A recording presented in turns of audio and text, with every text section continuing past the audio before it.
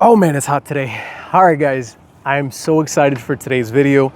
I'm so excited for this time of the year. We are officially in October. Why am I so excited about October? Well, because October marks for me the beginning of the finch breeding season. I like to pair up my birds usually around September, and I pair them up 1 month prior to the beginning of the breeding season so that the new pairs can get used to each other. The males have time to get used to their new cage. They can start courting the female and so on before I add the nest. And then usually at the beginning of October is when I start to add those nests. And then by then, these birds are already showing interest in those nests. They're quick. They go straight to the nest. They start to move nesting materials. The males start to sing a whole lot more. The females are now interested in these males and so on. But how do I get them to that point? And that seems to be something that a lot of newcomers to the hobby struggle with. How do you get the birds prepared to when you put those nests, boom, right away they start to show interest in them and they start doing what they're supposed to do, which is breed during this time of the year. So that's probably one of the most important questions, or one of the most common questions that I get throughout the years, as far as how do you prepare your birds? How do you get birds to breed that quick for you and so on? Another question is, do you breed them in cages or do you breed them in outdoor aviaries or flights, something bigger and so on? So in today's video, that's what we're going to be focusing on: how to set up your birds and where is it best to breed them, cages or flights. So let's get started. But before we continue with today's video, I want to show you some of the birds that I have available on the website. For those of you that don't know, I have a website called www.paradiseaviaryexotics.com, and this is where I sell birds that I have available to you guys.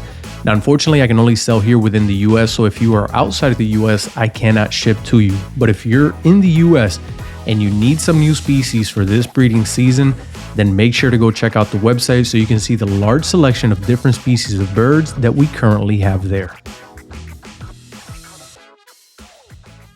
I guess the very first thing that you have to ask yourself before you do anything is, what species are you working with? Which species are you trying to breed? Are you working with an Australian species? Are you working with an African species, an Asian species, and so on? Because every single one of these species are going to have different needs. As a general rule of thumb, the Australian species tend to be easier to breed than the African or Asian species. These are more willing to breed in cages, like the 24x16 style cages, the 32x18, and I've even gone as far as seen some breeders that have those 24-inch cages divided down the middle with one pair on the left, one pair on the right, and they will breed no issues. Now, obviously, you want to try to offer your bird as much room as possible so that they can stay healthy during the breeding season, because during that time of the year, you're going to be increasing their protein, which means you're going to be giving them egg food, you're going to be giving them sprouted seeds, and a whole bunch of other things that may make them a bit fat if they don't have the room to exercise. So obviously, the very first thing is the enclosure that you're going to put these birds in. Personally, I like to give them the biggest room possible for the species. So when I work with Australian species, I breed them in cages. I usually have them in the 24x16 or the 32x18. And this is plenty of room for species like the Gouldians, the stars, the owl finches, the diamond firetails, the masked grass finches, the cherries, and so on. All of these species over the years have been pretty much domesticated, and the birds that we get through the importations that arrive from Europe are used to being bred in these types of cages because that's what they have been bred in. So they don't have a hard time getting used to these cages and setting themselves up to be successful in a small cage like that. So for those species, like I mentioned, I use those types of cages and they do well. Now for the African species and for the Asian species, I like to give them the larger flights or the aviary. For example, red-cheek cordon blues, red-billed firefinches, yellow-winged petilias, greenback twin spots, Peter twin spots, Dybowski twin spots, and so on. These birds are going to be put in flights that are at least a minimum of 4 foot long. And this is going to be plenty of room for them. Now the height and the depth doesn't matter that much as long as it's long enough. You want your flights to be long because the bird needs to spend time flying from one side to the other. This is how they're going to get their exercise, and this is one of the things that is going to help you have success with those species. The longer or bigger your cage, for the African species or the Asian species, the better off you're gonna be. Okay, so you've picked the cage that you're gonna use, or you've picked already the flight or outdoor aviary that you're gonna be using for your bird, depending on the species that you have. What's next? Well, the next thing is placing them obviously inside of their enclosure. When you place them inside of your enclosure, you wanna make sure, first of all, that you have a true pair. And I guess this is something that I overlooked and I should have mentioned first, but many people make the mistake of putting birds together without sometimes knowing, and they end up with 2 males or 2 females because there are some species that are monomorphic. See, birds come in either dimorphic or monomorphic, meaning the dimorphic are species that you can tell the difference between the male and the female based on their appearance. Like, for example, the Gouldians, the star finches, and the cherry finches, and a couple others are dimorphic, meaning you can see the male, he has a much brighter color than the female, and it's something that's visual to our eyes. Now, there are species that are monomorphic, like, for example, the diamond firetail, the masked grass finches, the red-throat parrot finches, the blue-faced parrot finches, and so on. And these species tend to give people the most trouble. And it's not because they're hard to breed. It's because it's very difficult sometimes to end up with a true pair, male and female, and more often than not, you're struggling because you have 2 males put together or 2 females put together. So once you figure out the enclosure, and once you figure out that you have a true pair, you want to go ahead and put them inside of that cage or inside of that enclosure, and then you're going to start the process of preparing them for the breeding season. This tends to take a little bit of time, and it's something that you don't want to rush. One of my favorite methods of getting a bird prepared for the breeding season is, like I said, I pair them up 1 month prior to the beginning of the season. My season starts in October, so I start to pair up the birds in September. This gives time for the males and the females to get used to each other. Then October 1st comes around, I introduce the nest to the cage and nesting material.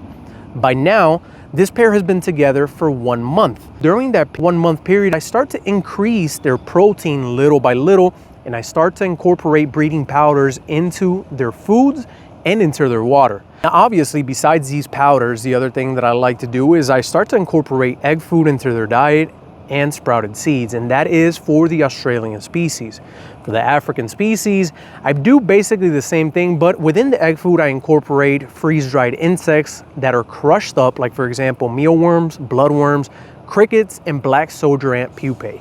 And this is all crushed up, inserted into the egg food, and then offered to these birds, not on a daily, because you don't want these birds to overeat. You don't want them to get fat early on. So what I like to do is I start to incorporate it at least 2 to 3 times a week in small quantities where they're able to eat both of them, get their fill, notice that there's an increase in food, and then this eventually leads to them starting the breeding season. Another thing that I like to do for the African species is introduce live insects like termites, mini mealworms, and wingless fruit flies. Those are my main 3 sources of live food that I like to give the birds. Mainly, number 1, termites. That is my go-to, but unfortunately, like I've mentioned before in other videos, termites are not easy to find. If you want termites, you're gonna have to go out into the woods, you're gonna have to spend the day collecting and finding them, and sometimes it's not easy. But if you have the time, and if you're not afraid of your house falling down on you because you get a termite infestation, then termites are the best source of live food for these birds. Okay, so now you have your cage. You made sure that you have a male and a female. You've paired them up for at least 1 month prior to the start of the season, and you've started to incorporate certain things into their diet to get them into breeding condition. You've added the nest, you've added the nesting material. What's next? Well, now is the most important part of the process. And that is, you as a breeder, you have to make sure that you give these birds everything that they need in order to be successful. It's your job to be consistent, it's your job to be patient, and it's your job to monitor them to make sure that everything is going smoothly. Now, usually I'll start to see my birds get their nest built by, I want to say, the middle of October. By then, most of the pairs have already built the nest.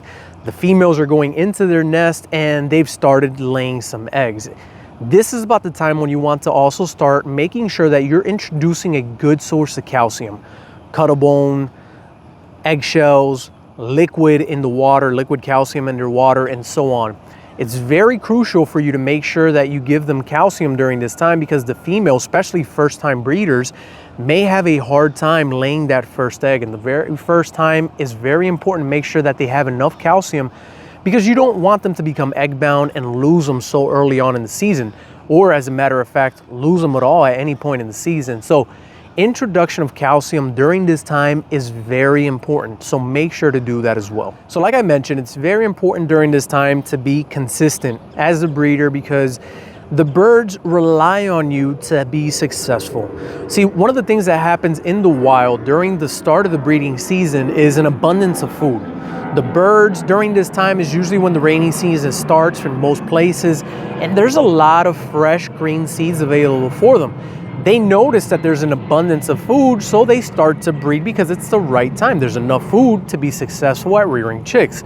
So as a breeder, you have to realize that if you are inconsistent with your feedings, this may cause your birds to stop breeding.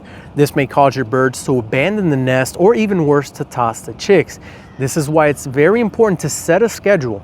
Make sure that you're feeding daily, make sure that you're consistent with your water change, and make sure that you're consistent with your seed changing of the seeds, adding the protein on a daily or 2 times, 3 times a week, depending on the birds and where they're at during their breeding season. For example, if they are starting prior to laying the eggs, I give it to them twice a week, whether that's egg food or live food or the freeze-dried insects. They're getting it 2 times a week. Once the females have laid, now we're gonna increase it to 3 times a week. They're gonna notice that there's a spike in the amount of food that they're getting, and it's more consistent.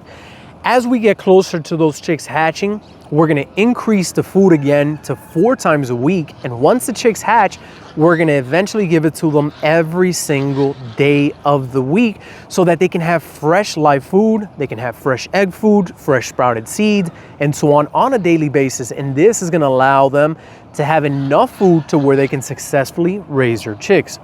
Now, another thing that you have to keep in mind is, are you gonna keep societies or not?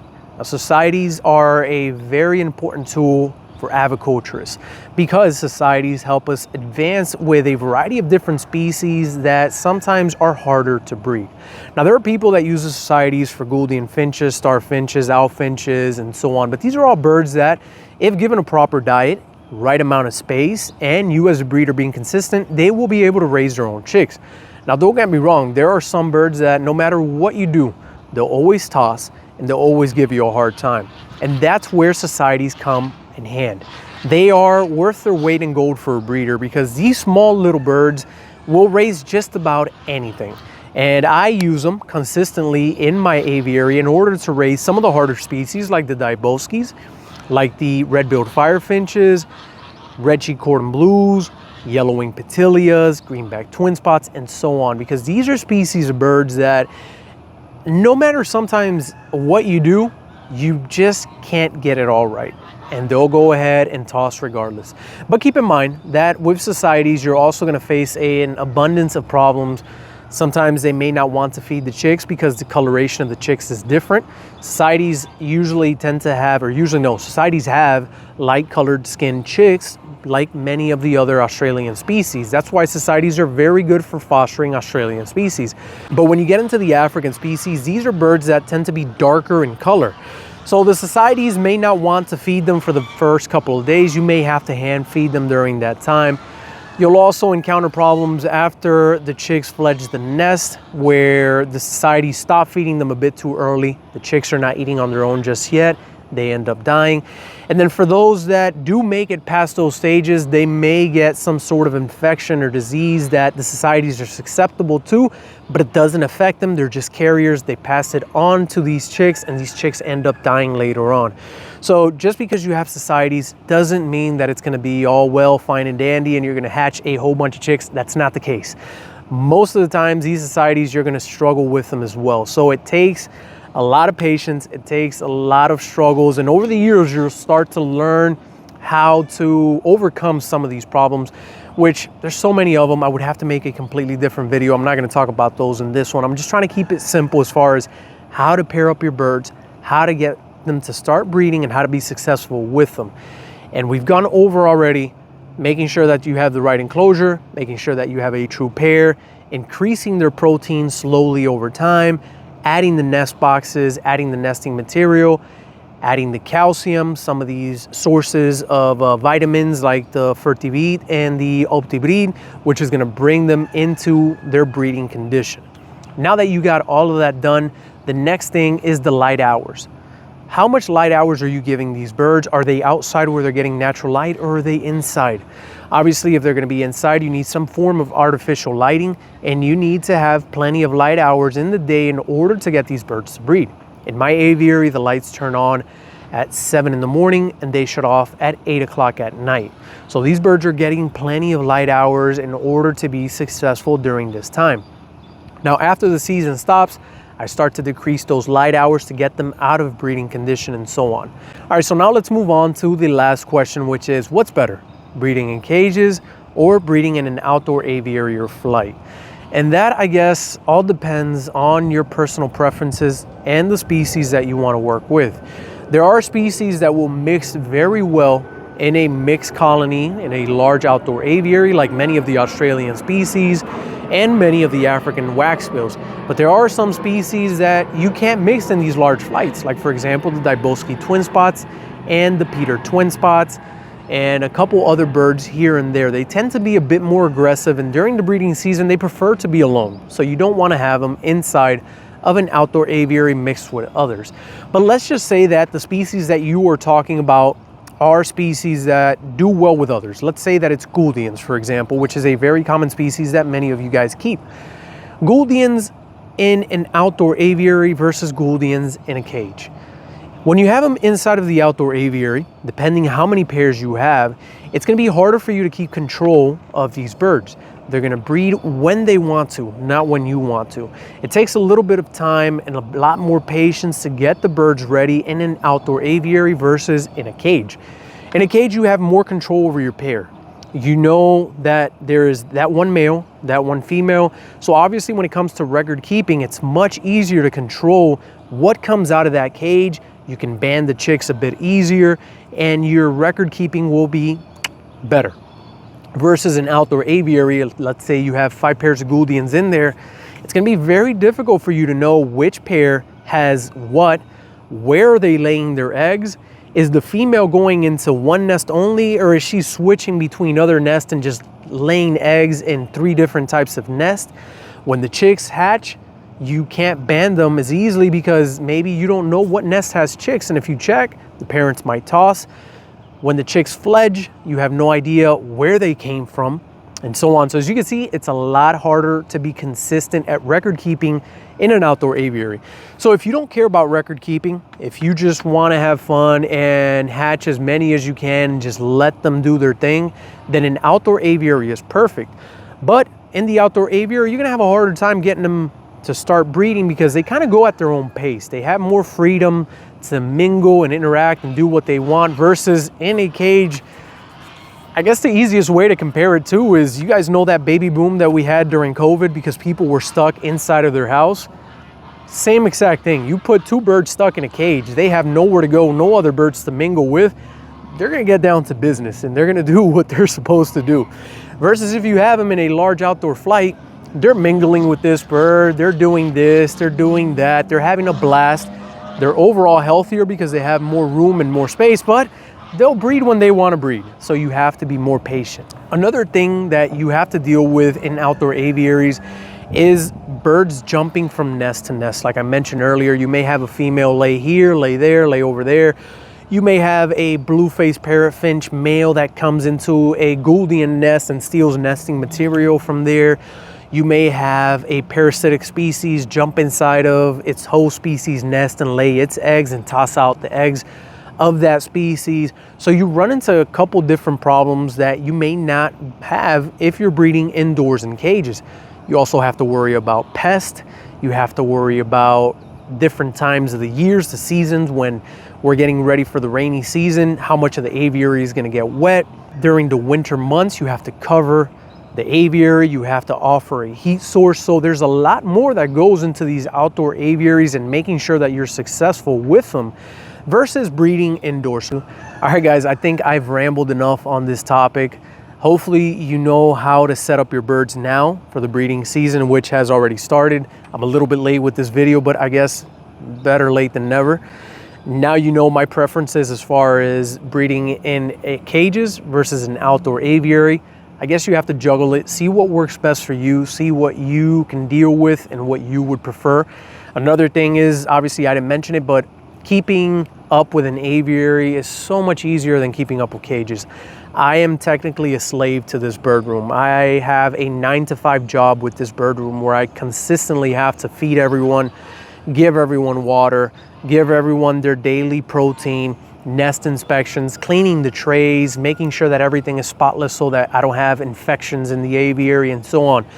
Versus the outdoor aviary, you go in there very quick in the morning, you give water, you give food, you're done. And in my case, I have the waterfall, so I don't even have to worry about water. Just one big tray of seeds, one big tray of egg food, live insects, and so on, and you're done. So if you want something that's easier and it involves less of you because you don't have enough time for them, then aviary is definitely the way to go. I hope you guys have enjoyed the video. If you did, remember to hit a thumbs up, like and subscribe, and I guess we'll see each other in the next one. Bye.